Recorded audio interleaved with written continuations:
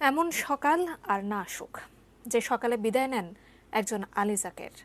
৭৬ বছরের জীবনে যেখানেই হাত দিয়েছেন সেখানে নিজের ছাপ রেখে এদেশের মানুষের মনের গভীরে জায়গা করে নিয়েছেন। তাই তো এদেশের সংস্কৃতির আকাশে সবসময় উজ্জ্বল থাকবেন এই নক্ষত্র।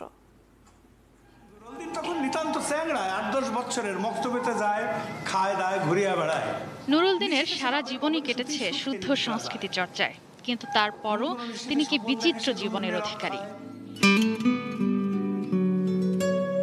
এদেশের সাংস্কৃতিক অঙ্গনে ভীষণ জরুরি মানুষ আলী যাকের। তিনি ছিলেন বলেই টিভি নাটকে, মঞ্চে যেমন দাপুটে অভিনয় দেখার স্বাদ পেয়েছেন দর্শক, তেমনি তার নির্মিত রচিত নাটকেও অসাধারণ শিল্প নৈপুণ্য মন কেড়েছে সবার। কিরে ভালো বন্ধু, হঠাৎ চুপসে গেলি যে? আলসার টালসার না তো?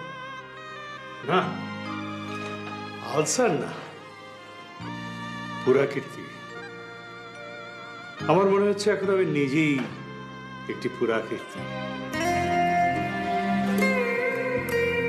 অভিনেতা, নির্মাতা, নাট্য সংগঠক, বেতার কেন্দ্রের শব্দ সৈনিক, এমন নানা পরিচয়ের বাইরে তিনি একজন মুক্তিযোদ্ধা হিসেবেই নিজের পরিচয় দিতে সবচেয়ে বেশি পছন্দ করতেন। আমার জীবনের শ্রেষ্ঠ সময় 1971-এর 25শে মার্চ থেকে 16ই ডিসেম্বর, এই সময়।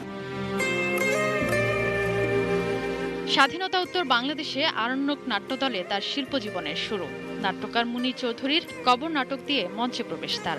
আজ রবিবার বহুব্রীহি দেয়াল নাটকের মাধ্যমে তুমুল জনপ্রিয়তা পান। এছাড়া নদীর নাম মধুমতি এবং লাল সালু সিনেমায় আলী যাকেরের অভিনয় দর্শকের নজর কাড়ে। আম্মাবাদ হাজিরানে মজলিস, আল্লাহ কি না পারে, সুবহানাল্লাহ। কিন্তু কথা হলো পেছনের ঘর তো এখন মালের বাস্কটা নাই কারে দেয়।